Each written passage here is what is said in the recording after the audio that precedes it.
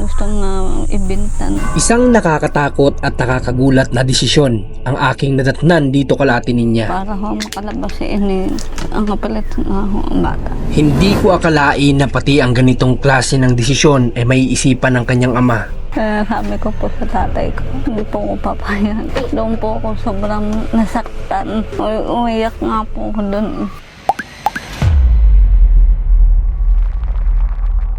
Mayo 29, alas 7 ng umaga, na magsimula kaming umalis ng aming team patungo sa Rosario, Batangas upang puntahan si Ate Ninya. Dapat ngayong araw ay kakausapin namin ang kaniyang mga kapatid. Subalit ngayon ay meron silang trabaho, kaya pinagpaliban muna namin ito at dito na muna kami dumiretso.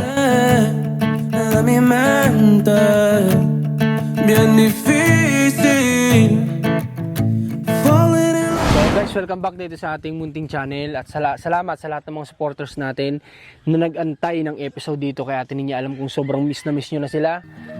Ito yung first mission natin ulit dito sa, kumbaga ito yung pagbabalik natin sa mission dito sa bayan ng Batangas. So dito tayo ngayon sa Rosario at baka nagtataka kayo kung sino yung kasama natin. Siya pala ang bago nating ka-team dito sa Team Marcos na si, ano pa naman? JM po. Yeah, si JM. Yan yung Guapings, di ba? So, tangkad pa. So, siya si JM, galing po siya sa anong, Ilagan po. galing po siya ng Ilagan. So, napakalayo ng biniyahe para lang makarating dito sa atin. Kaya, yun, welcome kay JM dito sa at ito bago natin. Si Mac. So, yun. Basta, sana mag-enjoy si JM dito sa team natin at siya na yung magiging cameraman natin once na si Mac ay pumapasok na. Pero si Mac kasama pa rin natin like Saturday, Sunday. At si Rans kapag okay na, kasama na rin natin yan. So sana lumawak tayo, okay? Bisitahin natin sila at makita na natin yung anak ni Ate Ninya ngayon. At nang makarating nga kami dito sa tahanan nila Ate Ninya, ay nadat na naman namin dito ang kanyang tatay na tila katatapos lang maglaba. O dahil yata sa umulan, kaya inaayos niya mga damit na ito. Dito ay nadatnan din namin ang panganay na anak ni Ate Ninya na nag-aayos naman ng mga putik dahil nga sa pag-ulan. So tara, pasok na tayo guys. Ay. Hello po. Wow! Nako, ang baby. Yan na, Ninong. Nandito na si Ninong. Parang nag-blooming ka Ate Ninya nung makapanganak ka. Ha? Nahirapan po ako dito. Ha? Nahirapan ka manganak sa kanya? Opo. Wow, grabe guys. Marami pong nabawas dugo sa akin. Sa iyo. Opo. Pero nag-blooming ka pagkatapos mo manganak. Opo. Ano? Kala ko nga po hindi po kami makakalabas. Mailang oras ito bago mo na ilabas? Alas 10 na pong gabi, maaga pa po kami naroon. Alas 10 ng gabi? Opo. Anong pangalan niya? Opo. Kapangalan. Iyak na ako. Pwede ko ba lawayin yung tiyan niya? Baka mahirap na.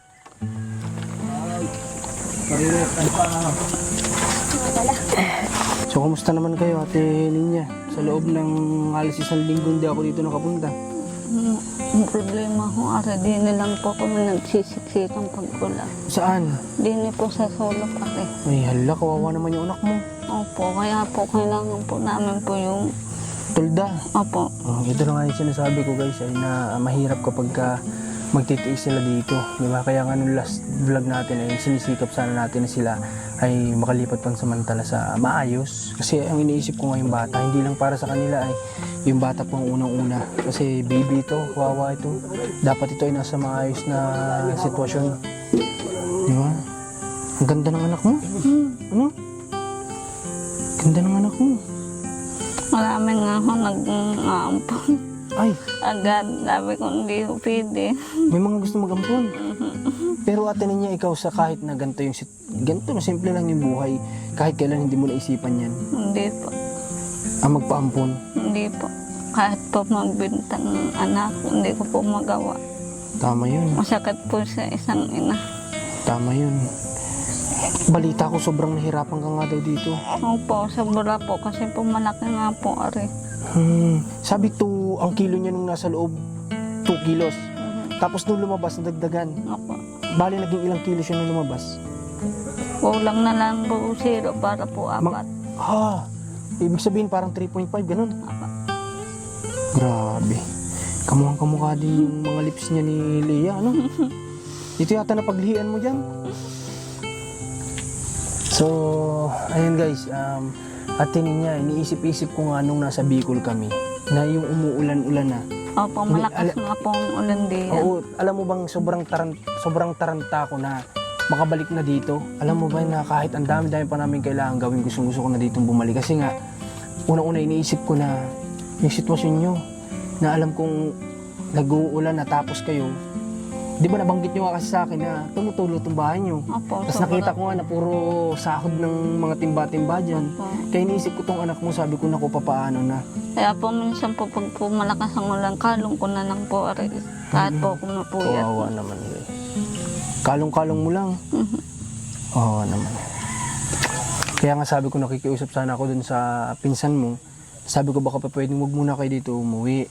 Baka pa pwedeng makahanap muna ng paglilipatan akong bahala. Baka makumbinsi ka niya. Dun muna kayo hanggat makarating ako. Wala po eh. Kasi nga, yung anak mo nga iniisip ko, inaalala ko. Yun nga pong isa, papasok na po sa isang araw. Wala pong gamit pambili. Si ninyo, sa isang araw na ba? Opo. Parang aga naman. Kasi po yung pong pinsan ko sa kahipag ko namili na ho isang araw. Bakit bukas? Akala ko 16 pa ang pasok. Napaaga ho eh. Ha? Ba't tinanong ko si ninyo kanina? Sabi niya 16 pa. Napaaga ho ang pasok. Hindi na ho magtatagal, magpapasokan na daw po. Okay, so baka hindi lang si ate ninyo familiar dun sa date, pero si ninyo kasi yung nakakalamay. Pero sige ate ninyo, kaya nga din ako dito nagpunta para din dyan, ano? Kasi di ba nag-promise naman ako na sasagutin ko lahat ng gamit ni ninyo, di ba? O ano itong binigay niya sa akin? Hindi ko po ano. Inulit niya yung mga gamit. Apo, bigay po yung ate ko rin. Yung pong... Okay, so inulit ninyo yung mga gamit, siguro may mga galing na po kulang. yan sa ma'am mismo. Sa teacher na mismo ito galing. Apo. Kasi baka nagkulang yung... Sininyo lang kasi gumawa nung nakaraan na list, di ba? So ito gawa na ng teacher na ibinigay sa atin. Ito po. Kailangan ko na po yung mabuhusan. Sa ganitong edad, kailangan mabinyagan na? Buhusan. Ano yun? Wala pang buhos. Binyag ba yun? Yung tinutukoy mo? Buhos o. Tatay. Magkaiba ba ang buhos at binyag?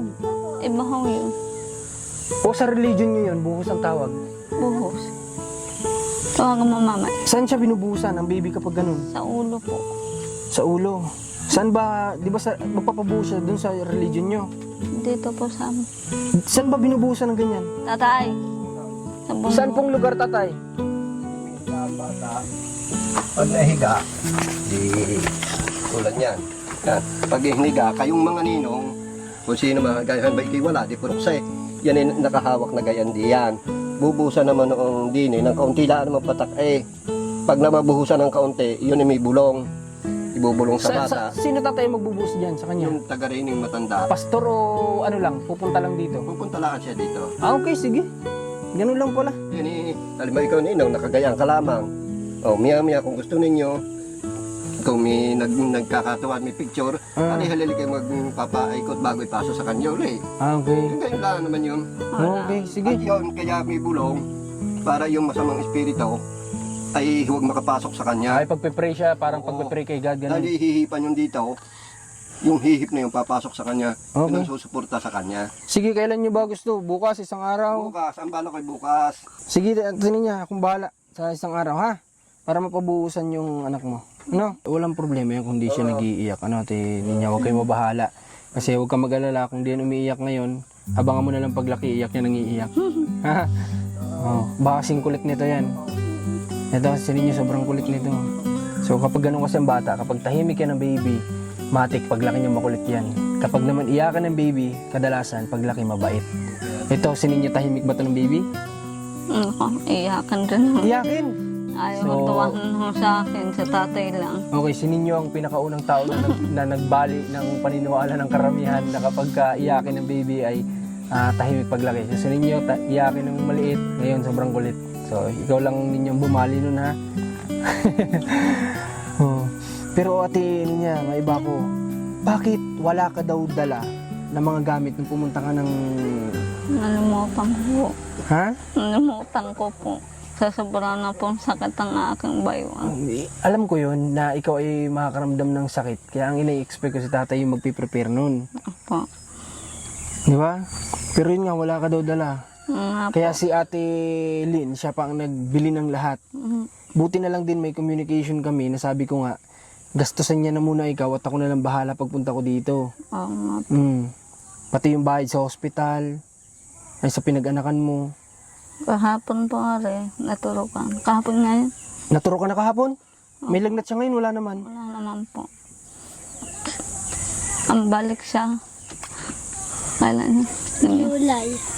Balik July. Hindi na po sa barangay. July. sa barangay. Apo.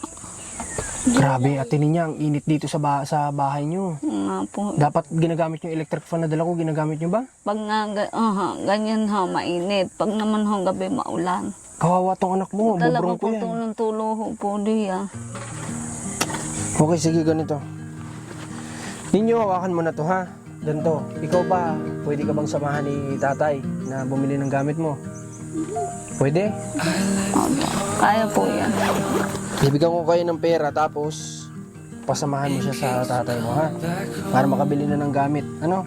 Kasi sa susunod na araw, ang asikasuhin namin para sa anak mo. No? Okay. Bibigyan ko kayo ng pera para may panggastos din kayo, tapos bumili kayo ng tuba. Ngayon po nga kayo, takbo pa ba yan? Hindi siguro, ate ninyo. Oh, hawakan mo to. Isa, dalawa, tatlo, apat. Kasya na ba? Makakabili ng gamit? Hindi po, sobra na po. Okay. Pagbili ng gamit mo, ha? Ninyo, lahat mo yung bibili na. Para sa pasukan mo. Yung taga-tunay. Ninyo. O, ano sasabihin mo ninyo? Salamat po. Yun. So, sige, basta bili kayo ng gamit, bili kayo ng kailangan na sinasabi nyo dito pansamantalahan. Pero nanghihinahin na ako kasi hindi dapat kayo hindi nyo kailangan mag-taste. Tawag ka ng papa mo. Kasi hindi pa tapos magkakaw. Okay, so hindi nyo sana kailangan mag-taste talaga ng ganito tinin niya. Ang tagal ka palang kinausap din ng pinsan mo nun, no? Nga po. So, wala naman. Napapayak na nga po ako doon. Kala ko po hindi na po ka So, anong nangyari makakaalis. sa pag-uusap ninyo ng pinsan mo? Wala. na lang po. Sige guys, talagang patuloy siyang kino-convince din ng pinsan niya, pero ayun, sa atin niya hindi pa rin makapag-desisyon hanggang sa ngayon eh.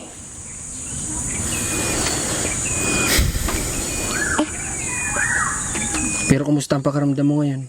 Ano po, lambot pa po ang sarili. Kasi Magbili po, ka din ng magpatinulak ha? matagal pa nga. Para lumakas-lakas yung katawan mo, atin niya ha? Opo. Madami nga po naglabas sa akin ng dugo. Ay ganun. Mm. Ano yung sinisigaw mo daw nung nanganganak ka? Ayoko na maulit pa. Ito yung sinasabi ko guys sa inyo, di ba, na kahit si atin niya mismo, sumisigaw na nung time down na yun, na ayaw na niyang maulit. So, ano solusyon natin niya para hindi na maulit? Yun nga po. Kala ko nga po magpapagamot ako.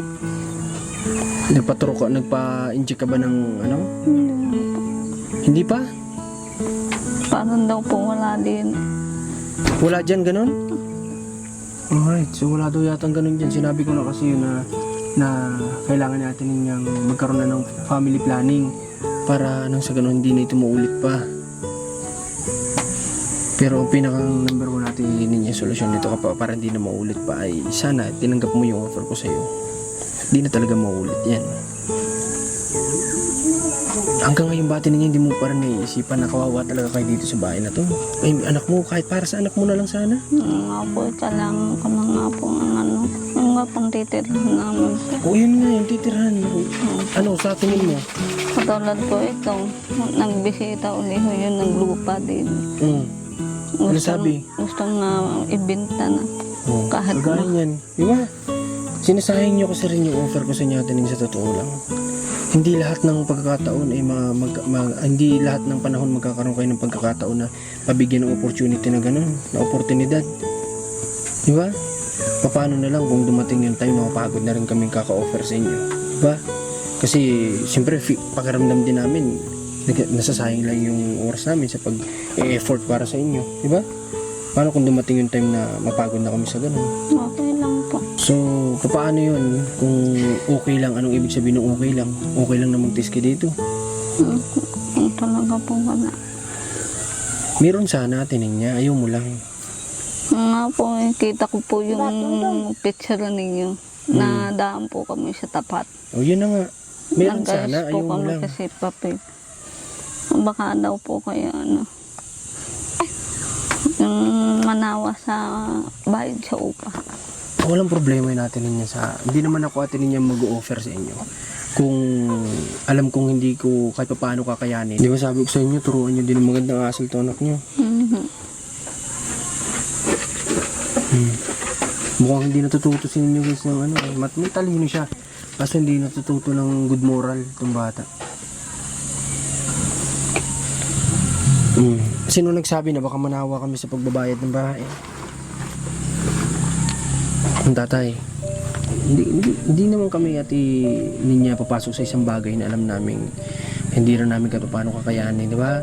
Tsaka para sa inyo, gagawin namin yun. Kahit na yun nga, ang bayad ay may kalakihan. Pero hanggat kakayanin namin, gagawin namin para lang sa inyo ng mga anak mo. Di ba?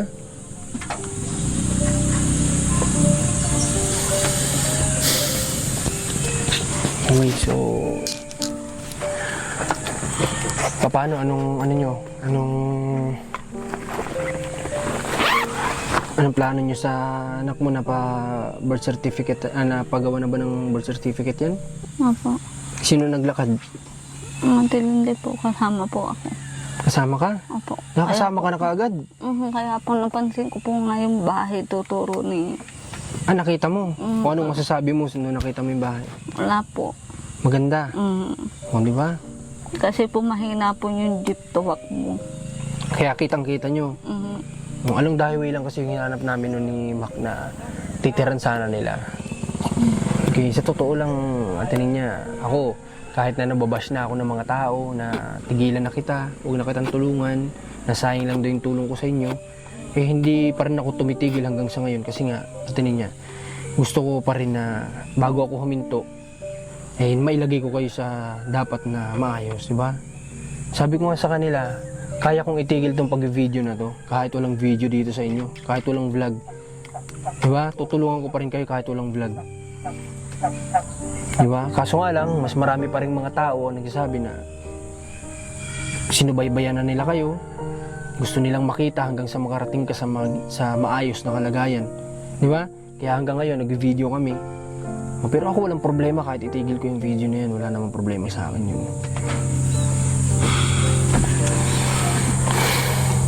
So, sa huling pagkakataon natin ninyo, sana mapag-isipan mo, ha?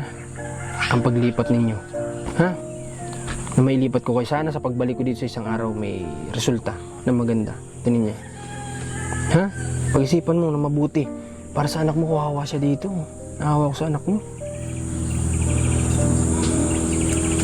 Paano kayo nagkakasya kung dito lang sa gilid? Tatay po doon po sa ibabong unang. Kung tapos, ikaw, Hindi nakaupo ka lang dito. Opo, Tingnan nyo. kanong ko po, ari. Sana, ang sarap ng higa nyo mag-iina. Sarap sana ng tulog nyo. Diba? Hindi ka mag-iisip sa anak mo na baka mabasa. Hindi lalamukin anak mo. Ang ganda ng offer sa inyo, atinin nyo, huwag mo sayangin. Ha? Hindi lahat ng tao nabibigyan ng pagkakataon ng ganyan. So, paano? Nasaan ba si Ate Lynn ngayon? Hindi ko lang po alam. Kasi kinakailangan din natin guys pumunta kay Ate Lynn para bayaran natin lahat ng naging cost nung siya yung mga anak. Si Ate Lynn niya, kailangan bayaran natin lahat Tingnan yun. mo kuya, tawagan mo doon. Patingnan mo nga si Ate Lynn kung nandiyan dyan para makapagbayad din tayo at baka kailangan din nilang pera, di ba? Tawagan mo daw Tita Linday kung na dyan. Mayroon pa akong balita sa iyo, Ate Lynn, yan, ng mga anak, ha? Ano po eh. Bakit ang baon mo lang daw ay kanin? Ano po eh. Bakit? Naubusan pong pera. Tiis na lang po ako sa gutom. Yun po, sabi ko. Di na daw ho kayo mag-ina. Hindi kayo makakauwi. Sabi ko naman doon sa kasama ko, ang paggagawa ninyo, di wala na ninyo kami. Kung hindi po kami makakalabas. Wala naman dito nanlilikot. Hindi kagaya doon sa ibang barangay na nanlilikot sa wala. Saan nyo ba ginagamit natin niya ang pera? Hindi na Sino ang naghahawak? ako po. Ikaw, pero humihingi din sa tatay minsan. Yan ang sabi ko eh. Minsan po hindi na po ako nagbibigay nga. Hindi kailangan. Gusto ko sana kargayin yung bata kaso Pwede rin po. medyo natatakot ako eh. Sino na sila kanila talagang sila. Kargayin ko nga. Oo.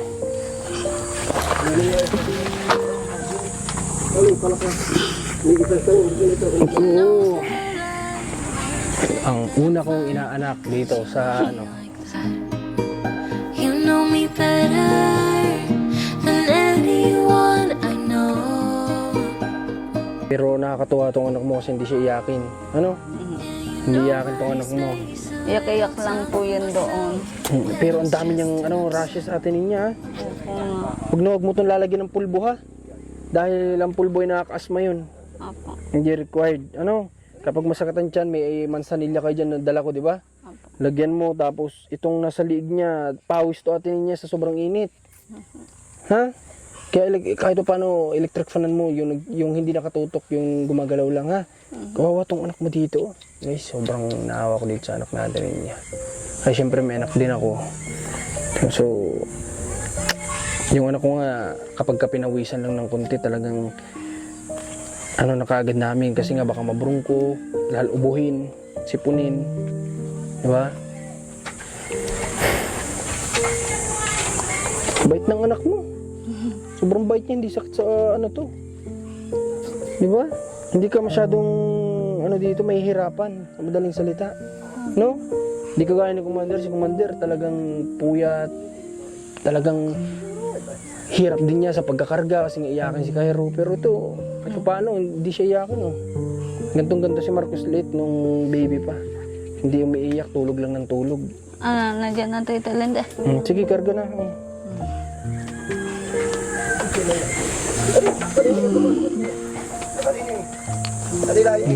Yung nalagdan. Naipit na. Ay, dandanin mo yung liig niya. Nakakatakot ka magkarga. Dandanin mo yung liig niya kasi hindi pa niya yung kaya.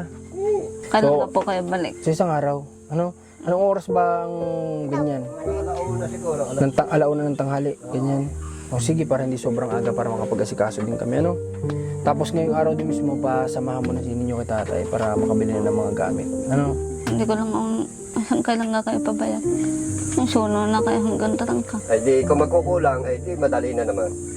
Alam mo, Ate Ninya, nung nandudulin kayo sa ospital, na nakita ko yung mga picture mo, na nakita ko yung baby mo. Kahit paano ay naging masaya kami kasi nga, kumbaga ay naging success yung delivery mo, no? Kumbaga nailuwal mo yung anak mo ng maayos, nailabas mo siya ng kagaya niyan, walang sakit sa newborn screening, anong lumabas sa kanya. Hindi ko pa po alam kung babalik ho kami sa Wala pa yung result. Wala pa Babalik pa ho kami Ate Lindy. Okay. Kailan ngayon ninyo balik na? Pero yung sa heart niya, di ba sinasabi na yun kung okay yung puso? Hindi pa po. Hindi sa inyo sinabi? Ang Ate Lindy po kasi ang kausap. Kausap, okay. So, tatanong ko na lang siguro sa kanya, Okay, sige. So, kausapin ko din saglit si tatay. Sana, tinin niya, pag-isipan mo ha. Para sa anak mo, kawawa naman. Ano inumagahan nyo ngayon? Yan po, pang-ulam ay manunggay. Malunggay. Maganda yun sa'yo. Sa akin nga po, ready with it. Kasi po mahirap po sa gatas. Huwag mo muna igatas, sa'yo lang muna. Kamusta yung mga gamit ng anak mo? Meron ba? Kalambo po wala. Pabili mo na rin sila. Mura lang yun. Lang. Nasa 100 lang yun. Na? Tapos, diaper niya, kamusta? Marami pa po. Marami pa yun. May yung dala ko sa'yo, nandiyan pa? May isang balot pa akong higit. Okay. Ngayon, may suot siya, wala? Mayroon po. Meron. Napakabait ng anak niya, Di ba? Hindi iyakin. Napakaswerte mo din kasi Kumbaga, kapag kaganyan kasi ang bata, kapag kanila pag mo siya tulog, kahit pa paano may magagawa ka pa utay-utay, di ba? Kahit pa paano. Si Commander nga, kahit gustong gusto ni Mrs. gumalaw ng gumalaw, hindi niya magawa kasi nga si Cairo, iyakan talaga. Kahapon po, talaga po ako kapundo. Masakit po talaga ang ulo ko. Masakit ulo mo. Pero wag ka muna maggagalaw ng ateinin niyan. Pag nabinat ka, yun yung mas mahirap, no? Pero ngayon, wala ka naman nararamdaman. Wala naman po. Wala na. Hina ang katawan lang. Ay, nakatawan. Kaya nga sabi ko, magpaluto ka ng tinola para lumakas-lakas ka, ha? Palagyan mo ng malunggay, ha? Okay, so sige.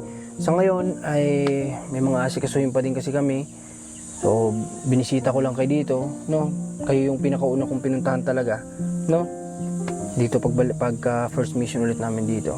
Okay? Ano pong araw kayo babalik? Anong araw ba sisang? Anong araw ba ngayon ninyo? Babies po. Webes, Biyernes o Saturday. Ano? Okay. Sige, at puntahan ko lang si tatay, ha? Ingat po kayo. Sinabi ko sa atin niya, ha? Huwag mo sayangin at siyempre kapag sabi ko sa iyo, baka mamaya dumating din time na mapagod din kami. Ha? Tumatawa yung anak mo. Gigising lang ho yung Wala pagod. na ulit ang Pag gutom. Wala na ulit daw ang ninong. Alis na ulit daw ang ninong. Ayan, masaya utoy kuwaan. Nung umulan, Oh. pero may ang ginibudala namin arit saka yung kutson. Yung kutson ngayon, sabi ng kutson ko pa rin hindi ka maaaring hukumuhan. Ako'y doon. Sininyo, yung mag-inan tatlo din Kakoy ay sabi nito, tatay, miski ako naman yari, hindi ako naalis din Dito tayo sa atin. Yan o nyo't miyawaan. Kasi sila tatlo din Kaming dalawa na ninyo doon. Mula lang din sa pinto ay papagayon Yan naman hindi na. Ay tulog din ang tulog Pero tayo, bakit nung mga anak sa atin niya, ang baon niya kanin lang? Dahil ang kuwan niya, para gang pagkaanak niya kinabukasan, kaunti namang baon Pagka ang anak niya kinabukasan naalis na. Ngayon, ang gusto naman ng doktor, nung nagpaanak, mabantayan muna ang bata, matingnan na magdamag. Pero dapat sana tatay, inasikasuhan Ay, niyo ng noong pangulaman naman, lang.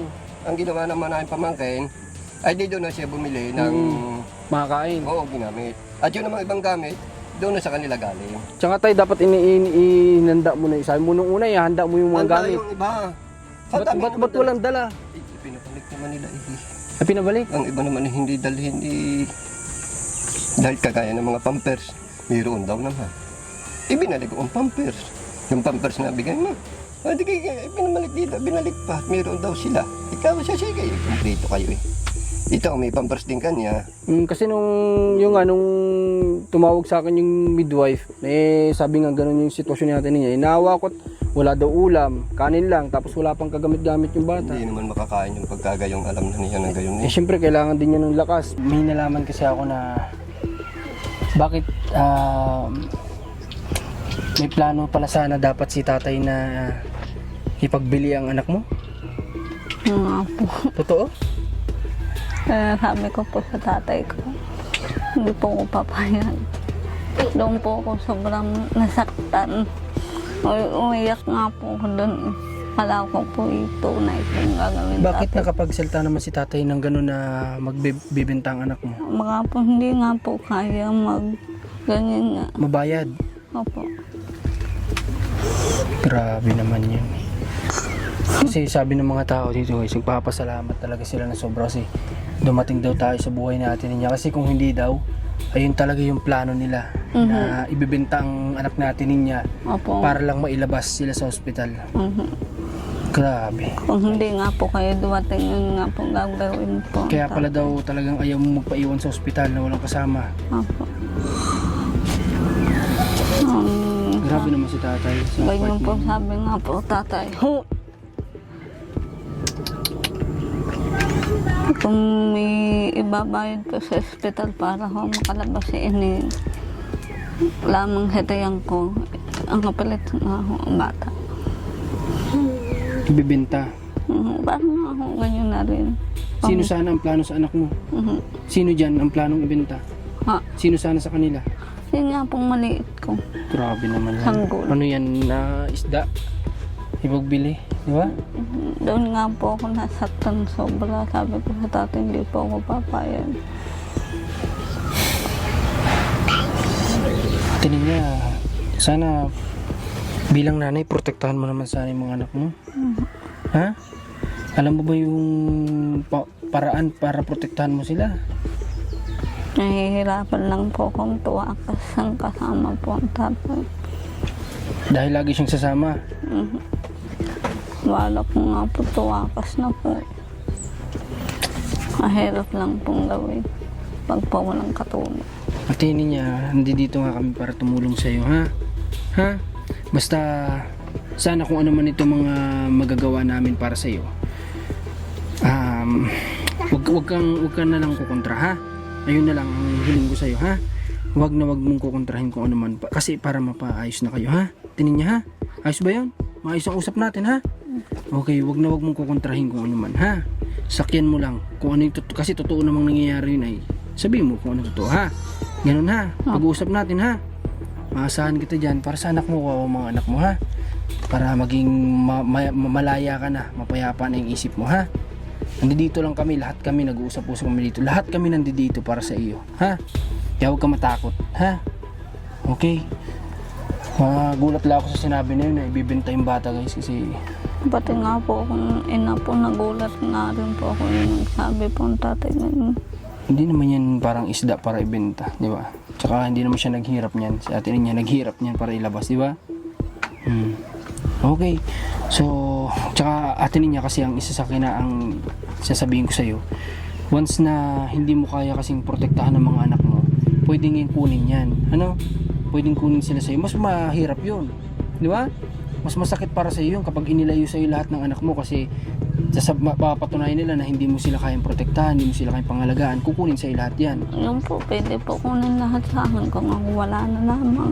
Kapag wala ka na, o kaya nga, para magkakasama kayong mag-iina, ayun yung hiling ko sa iyo, ha? Huwag mong kukontrahin kung ano magagawin namin, ha? Ayos ba yun? Sige, maayos na usap yan, ha? Huwag na mababago, ha? Okay. Tsaka, magkano binigay mo kay tatay? Dala po. Magkano binigay mong pera sa kanya? 4 po. Nagpapabili po akong yung pong radyo para po akong Okay. Sige. Sana atin niya lahat ng nasa listahan, makita ko na mabili ni tatay, ha? Kailangan makita ko pagbalik dito, ha? Kasi dapat pala binigay ko na lang kay Ate Lynn, si Ate Lynn na lang sumama doon kayo ninyo kasi baka mamaya kung saan sa landali ni tatay. Kaya bumalik din ako dito, kala ko aabutan ko pa. Okay, so nahiya din kasi ako kay Ate Lynn na lagi naaabala. Kaya sila na lang pinasuyuan ko. Kano po yung nabayad? Nabayaran ko na sila. Huwag mo na isipin yun, basta nakabayad na ako sa nila, ha? Nabayaran ko na lahat-lahat. Bayad sa hospital, mga ginastos nila, mga pinabili ng gamit ng anak mo ulit. Ha? Nabayaran ko na lahat, huwag mo na isipin yun. Ha? Okay ba? At bago nga ako bumalik noong mga oras na yon ay ito muna yung nangyari at dito ko nalaman ang lahat. Nandito tayo ngayon kala Ate Lynn para syempre may bigay natin yung nagamit niya lahat. Kasi yung sabi ko, salamat sa kanya talaga kasi yung time na wala tayo dito ay si Ate Lynn talaga yung alam mo yun, yung nag-aasikaso ng sobra sa kay Ate Lynn niya. Siya yung gumastos, lahat talaga, pagbabantay, ganyan. Pati yung anak asawa ng kapatid ni Ate Lynn niya, ganun din, salamat din sa kanya. So, ayun, siguro bawal kasi hindi sila kasi humarap sa camera. Siguro after nito ay pag-uusapan pa namin ni Ate Lynn kung kailan kami pupunta sa kanyang mga kapatid. Baka kaya hindi ako nag-schedule bukas kasi baka i-schedule namin bukas papunta din sa mga kapatid ni Ate Lynn niya para makausap na po natin.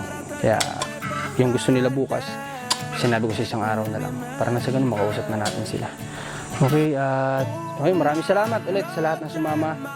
Siyempre kay JM. Si JM hindi pa masyado mahawak ng camera kasi bago pa lang. Diba JM? Ayan. Tapos si Mac. Ayan, thank you kay Mac. Pawisin, mainit ba? Ayun. So, supportan nyo din Commander Marcos Runs TV. At soon, kung magkaka-channel mo si JM at si Mac, supportan nyo din yung team namin. Maraming salamat. At ito na yung time na talagang full time na tayo dito na mag-mission. Sana marating natin lahat. Cavite, Laguna, Batangas, Quezon Province, sana lahat natin yung marating. Lahat mahanapan natin ang pwedeng matulungan. Thank you so much ulit at welcome ulit sa atin dito. At sa mga hindi pa nakasubscribe, please mag-subscribe na kayo Huwag niyo kalimutan mag-click ng notification bell para updated kayo daily sa mga vlog na ginagawa namin. Thank you po. Ingat. God bless. Oh,